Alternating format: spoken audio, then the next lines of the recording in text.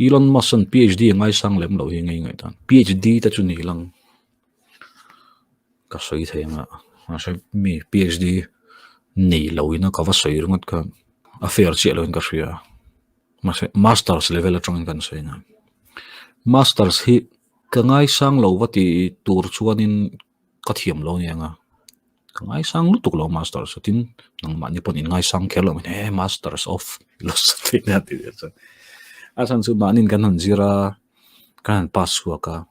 kan bon view lo master ni kha chu kan phu lo ti kan hre vek ta PhD zo ka thian te thren kat po han chu tiang tho chon an soi ni yan kumruk va king lo kan pu ten ti tur min shrila kan zia ka to pa kan thelu ta ti thale ran te kan thelu le a to pa chuanin aman kan lo choi na le ka tiang a hun kan lo sen chuan PhD ve me holu tuk ti pol hi chun chumi chu claim a karian the na chan chu PhD thesis hi ka edit thin ka correct thin ne ya chu nge dan lo ang thil chu ni lo ang hei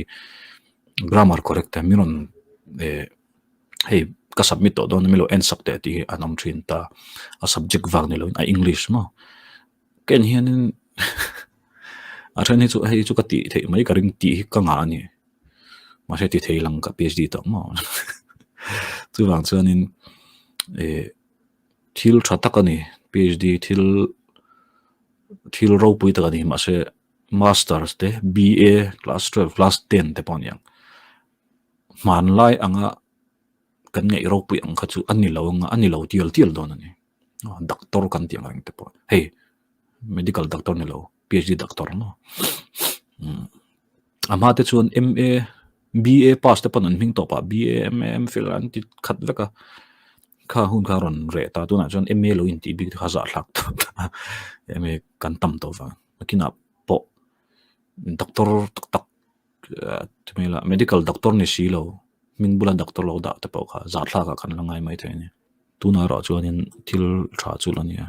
Kenyang state anga chuan ma se